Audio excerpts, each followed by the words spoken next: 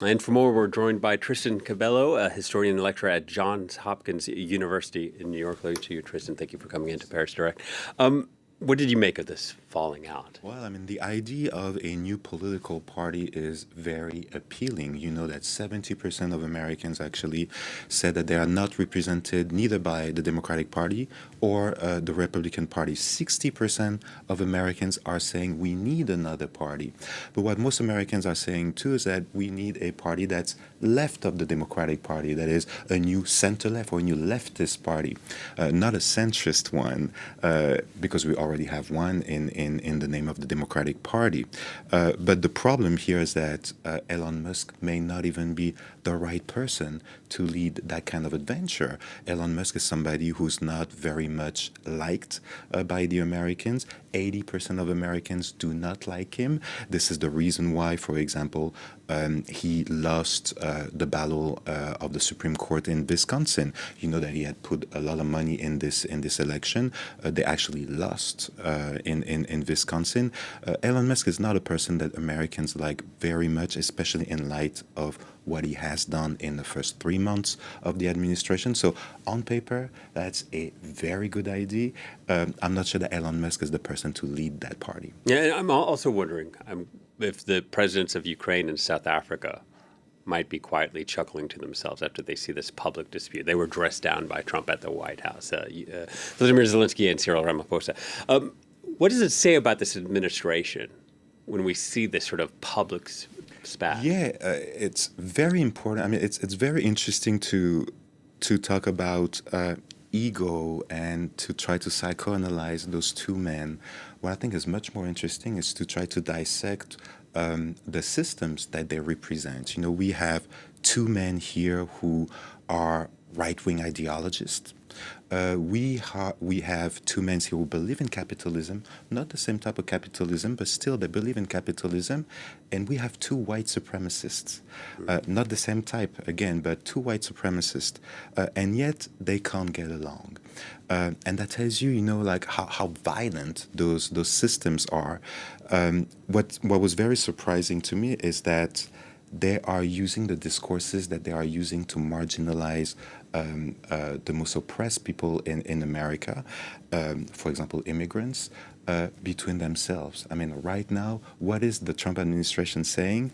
Elon Musk may be an illegal immigrant to America. I mean, they're saying basically that he crossed the border in Canada, from Canada illegally and then became a citizen. And Steve Bannon saying, well, we must investigate that. We must deport him, some of the calls. Absolutely. This is exactly what they're saying. So this is the same discourse that they're using with immigrant from South America, from Central America. They're not using these discourses among each other. And that's very telling to me. Yeah, and that language is very inflammatory, and a lot of Trump critics keen to point that out. I'm curious about what's next for Doge. The New York Times running a piece this Saturday that says Musk may be gone, but Doge members are embedded in multiple agencies. The team's approach to transform government is becoming institutionalized. Yeah, they're absolutely right. Two things here. Doge is now being institutionalized. We know that they have been given access to a lot of data, a lot of secret data from the IRS, from Social Security, maybe even more. Who knows? But they need each other. Donald Trump and Elon Musk need each other. Trump needs Musk for SpaceX. It's very important. If he wants to do that golden dome that he's talking about, he's gonna need the engineering of SpaceX to build that. So is he? Sorry to cut you off. Is he bluffing when he threatens to cut Musk's federal contracts, $38 billion worth of federal contracts? Is that a bluff from Donald Trump? It's hard to say, and it's always hard to say with Donald Trump. But bluffing is definitely part of the Trump discourse. This is what he called the art of the deal, right? Trying to bluff first, and then we see what happens. But again, they need each other. They have a lot of interest in common, economic interest in common, and at the same time, this sounds like a summer drama that's just starting here. here. I mean, we're going to have several more episodes. That's probably all going to drag into the summer, and who knows how this is going to end. But again, the American people are tired. They voted for Trump because they wanted the prices to go down. They wanted inflation to go down. Inflation is slightly going down, but prices are still going up. And so Americans are still waiting for results here. Could this be useful for Trump in terms of changing the news cycle and distracting the American public's attention? Well, this is precisely what they are always doing, and the Democratic Party has an opportunity here to bring to the forefront the failures of the Trump administration. We've seen Hakeem Jeffries was trying to take advantage of the moment, and they should. But at the same time, the Democratic Party is in a fight right now between the leftist, more progressive wing of the party and the centrist wing. And some of the people in the Democratic Party are also arguing about let's get closer to Musk now that he's available, and let's collaborate, let's work with him. Did you just to play up on that point, Hakeem Jeffries making that statement in that previous report, as we saw, Senator Bernie Sanders also posting on X that now is a time. Trump and Musk each have points here, but we should take advantage of the moment. Is the Democratic Party up to that task? Well, the Democratic Party is a very disappointing opposition right now.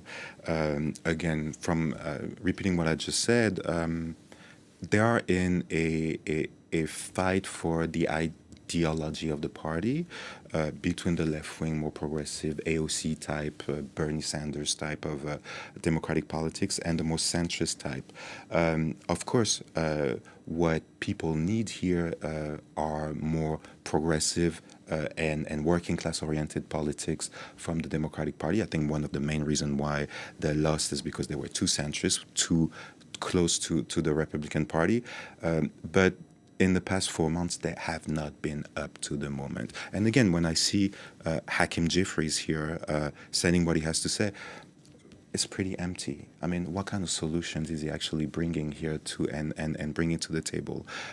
Still, they do have a good moment here that they should seize. They could collaborate with Republicans to kill that big, beautiful bill that Donald Trump wants in by the end of the month, I think.